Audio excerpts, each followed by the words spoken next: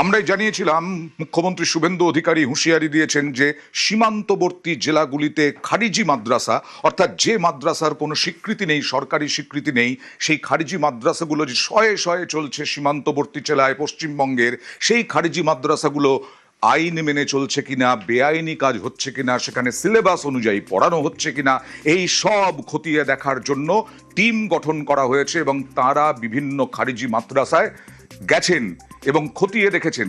আজকে সেই রিপোর্ট জমা পড়ল।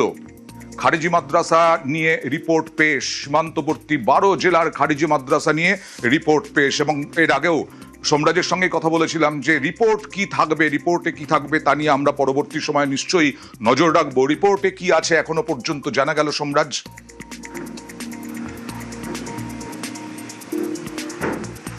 দেখো, অত্যন্ত গুরুত্বপূর্ণ, তার কারণ রাজ্যের 12 জেলায় এই পৃথক পৃথক করে পরিদর্শক দল তৈরি করেছিল সংখ্যালঘু উন্নয়ন দপ্তর, এবং সেই পরিদর্শক দলে উচ্চ পর্যায়ের আধিকারিকদের রাখা হয়েছিল যারা এলাকায় এলাকায় গিয়ে পরিদর্শন করবে এবং খারিজি মাদ্রাসার বৈধতা কি বা খারিজি মাদ্রাসা কিভাবে চলছে সেটা খতিয়ে দেখবে। আচ্ছা, সেই রিপোর্ট অবশেষে জমা পড়ল রাজ্যের সংখ্যালঘু উন্নয়ন ও মাদ্রাসা শিক্ষা দপ্তরে। যেটা সূত্র মারফত জানা যাচ্ছে 12টি টিমের তরফে পৃথক পৃথকভাবে রিপোর্ট জমা দেওয়া হয়েছে সংখ্যালঘু উন্নয়ন ও মাদ্রাসা শিক্ষা দপ্তরে। সেখানে প্রথমত এটা নিশ্চিত করে বলে দেওয়া হচ্ছে এই যে খারিজি মাদ্রাসা, এই খারিজি মাদ্রাসাগুলি ধর্মীয় শিক্ষা দিতেই চালু রয়েছে। এছাড়াও বলা হচ্ছে সীমান্তবর্তী জেলাগুলিতে সবথেকে বেশি খারিজি মাদ্রাসা রয়েছে, যার মধ্যে আবার এটাও বলা হয়েছে রিপোর্টে যে সীমান্তবর্তী যে জেলা তার সীমান্তবর্তী এলাকার 5 কিলোমিটারের মধ্যেও খারিজি মাদ্রাসার সন্ধান পাওয়া গেছে। কিন্তু কমিটি এটা মনে করছে এই যে খারিজি মাদ্রাসাগুলি রয়েছে, এই খারিজি মাদ্রাসা পরিচালনা করার জন্য কোথা থেকে টাকা আসছে তার একটা তদন্ত হওয়া দরকার।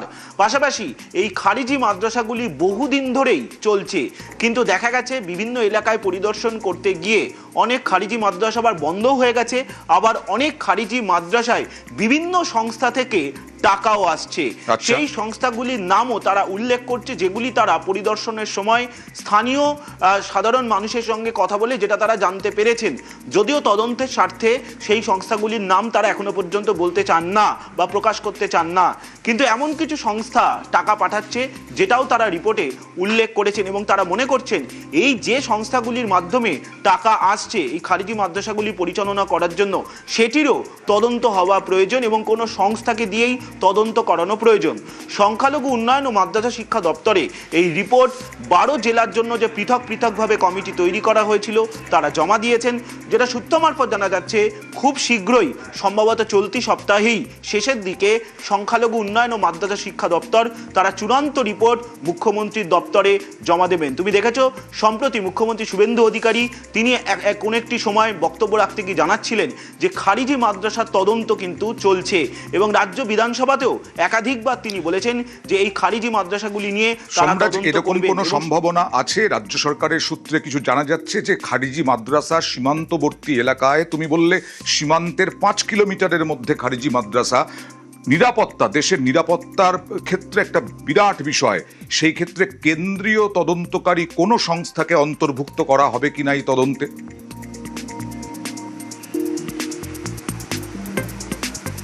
দেখো, তোমাকে যেটা জানিয়ে রাখি, রাজ্য প্রশাসনের শীর্ষস্তরের তরফে এখনো পর্যন্ত সেটি গোপন রাখা হচ্ছে। তার কারণ এই যে 5 কিলোমিটারের মধ্যে যেটা তোমাকে বললাম যে খারিজি মাদ্রাসার সন্ধান পাওয়া গেছে, ইতিমধ্যেই কেন্দ্রীয় তদন্তকারী এক সংস্থা তারাও গোটা বিষয়টি নিয়ে তদন্ত শুরু করেছে ইতিমধ্যেই, তোমাকে জানিয়ে রাখি, এবং তারা তদন্তের স্বার্থে এখনই কিছু বলতে রাজি নন, কিন্তু কেন্দ্রীয় তদন্তকারী সংস্থা ইতিমধ্যেই তদন্ত শুরু করেছে। তোমার প্রশ্নের উত্তরে শুধু এইটুকুই জানাই, এবং যেটা সূত্র মারফত জানা যাচ্ছে কোচবিহার, মালদা, উত্তর দিনাজপুর এবং মুর্শিদাবাদের যে সীমান্তবর্তী এলাকাগুলি রয়েছে এবং উত্তর 24 পরগনা রয়েছে, এই যে সীমান্তবর্তী এলাকাগুলি রয়েছে তার সেই সীমান্তবর্তী এলাকার 5 কিলোমিটারের মধ্যে খারিজি মাদ্রাসার যেহেতু সন্ধান পাওয়া গেছে, এই খারিজি মাদ্রাসাগুলি কিভাবে পরিচালনা করা হচ্ছে ইতিমধ্যেই কেন্দ্রীয় তদন্তকারী সংস্থা তারা তদন্তের আওতায় ইতিমধ্যেই রেখেছে। কিন্তু যেহেতু রাজ্য সরকারের তরফে পৃথকভাবে 12টি জেলার জন্য 12টি কমিটি তৈরি করে দেয়, তাদের রিপোর্টেও এই সীমান্তবর্তী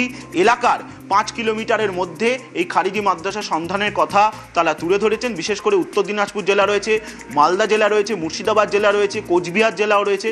তুমি জানো, এর আগেও আমরা জানিয়েছিলাম এই 12টি জেলায় অনুমোদনহীন মাদ্রাসা নিয়ে তারা রিপোর্ট তৈরি করতে বলেছিলেন এবং তার জন্য পৃথক পৃথকভাবে কমিটিও তৈরি করে দেওয়া হয়েছিল। বিশেষভাবে নজর দিতে বলা হয়েছিল সীমান্তবর্তী জেলাগুলিতে। সেই রিপোর্ট ইতিমধ্যেই পেশ হয়েছে সংখ্যালঘু উন্নয়ন ও মাদ্রাসা শিক্ষা দপ্তরে। একদম তুমি যেটা জানালে যে কেন্দ্রীয় তদন্তকারী সংস্থাও তদন্ত করছে এবং গোপনীয়তার স্বার্থেই, দেশের নিরাপত্তার স্বার্থেই সেই তদন্তকারী সংস্থার নাম এখন উঠে আসছে না। রাজ্য সরকার যেমন তদন্ত করছে, তার পাশাপাশি কেন্দ্রীয় তদন্তকারী সংস্থাও তদন্ত চালিয়ে যাচ্ছে এই খারিজি মাদ্রাসাগুলো নিয়ে।